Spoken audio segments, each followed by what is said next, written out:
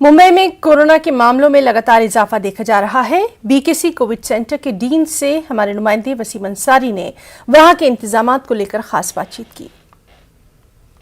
Covid के मरीजों की संख्या बढ़ती जा रही है, उसके लिए बीएमसी की तरफ से कई इंतजाम भी किए गए हैं। इस वक्त मैं मुंबई के बांद्रा के कोविड सेंटर में हूँ। ये सबसे बड़ा कोविड सेंटर माना जाता है। यहाँ पे कई तरह के इंतजाम किए गए हैं ताकि मरीजों को किसी भी तरह की कोई दिक्कत न हो। इस बारे में हमारे साथ बात करने के लिए यहाँ के डीन डॉक्टर राजेश दरे जी है। सर, ये बताइए कि ये कोविड सेंटर सबसे बड़ा सेंटर माना जाता है, किस तरह के इंतजाम यहाँ पे किए गए हैं खास करके मरीजों के लिए? मैं आपको बताना चाहता हूँ कि इंडिया का सबसे पहला ट्रांजिट हॉस्पिटल जो है वो बीकेसी जंबो फैसिलिटी है और ट्रांजिट हॉस्पिटल कैटेगरी में ये सबसे लार्जेस्ट है। 1 तारीख से हमने पूरे 2328 बेड एक्टिवेट कर चुके हैं और 1 तारीख से अभी तक आज तक हमारे 920 पेशेंट एडमिट हो चुके हैं, जिसमें 640 पेशेंट ये नॉन O2 है और 240 पेशेंट ये O2 है। और लगातार जिस तरह से मरीजों की संख्या बढ़ रही थी, यहाँ की कैपेसिटी कितनी है? पिछले कुछ घंटों में जो मरीज है उनकी संख्या जैसे 600 से यहाँ पे आपने बताया 900 के करीब पहुँच गई, तो इंतजाम क्या? अगर लगातार बढ़ते रहे तो क्या इंतजाम है? लगातार बढ़ते गए तो पूरा 2500 बेड हमारा एक्टिवेटेड है। 2500 बेड फुल होने तक कोई दिक्कत नहीं है और डिस्चार्ज प्रोसेस भी प्रोटोकॉल से हम जल्दी कर रहे हैं। और एक अच्छी बात है कि ज़्यादातर पेशेंट ये नॉन O2 रिक्वायरमेंट के हैं, इसलिए उनका डिस्चार्ज जो है प्रोटोकॉल से 7th डे या 6th डे में नेगेटिव आने के बाद ये सिम्टोमेटिक है तो कर रहे। तो डिस्चार्ज और एडमिशन इसमें अगर ज़्यादा अंतर नहीं आ रहा है तो कितने भी पेशेंट आए तो उनको मेंटेन करना कोई डिफ़िकल्ट बात नहीं, जैसे हमने सेकेंड वेव में की थी। काफ़ी सवाल, क्या सजेशन देंगे आप लोगों को कि बचा जा सके, किस तरह से कोविड से बचा जा सकता है, खास करके रहन सहन और खान पान में? लोगों को एक ही सलाह है और रिक्वेस्ट है मेरी तरफ से, गवर्नमेंट जो आदेश दे रही है इंस्ट्रक्शन उसे पालिए।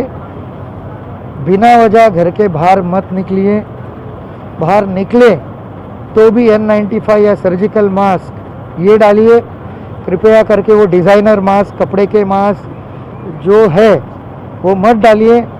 और जिन का भी गलती से वैक्सीनेशन रह चुका है, नज़दीक के सेंटर पे जाके वैक्सीन ले लीजिए या बीकेसी में भी आ सकते हैं, हमारे पास पर्याप्त मात्रा में डोसेस अवेलेबल है। डॉक्टर राजेश दरे जी, जिनका साफ तौर पे कहना है कि अभी भी लोगों को इस पूरे माहौल में बचना चाहिए क्योंकि जो नंबर से लगातार बढ़ते जा रहे हैं। मुंबई से संतोष डिस्ले के साथ वसीम अंसारी, न्यूज़ 18।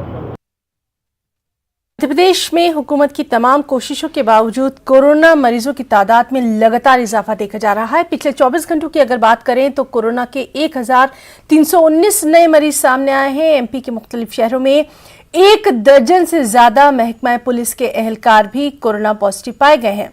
कोरोना के बढ़ते मरीजों के बीच सख्ती को बढ़ाते हुए पुलिस चेकिंग को भी तेज किया गया है। राजधानी भोपाल में पुलिस के जरिए पिछले 24 घंटों में मास्क न लगाने वालों से 1,21,000 रुपया चालान के तौर पर वसूल किया गया। हुकूमत ने एक अहम फैसला लेते हुए अब बिना मास्क के पेट्रोल पंप पर पेट्रोल न देने का भी फैसला किया।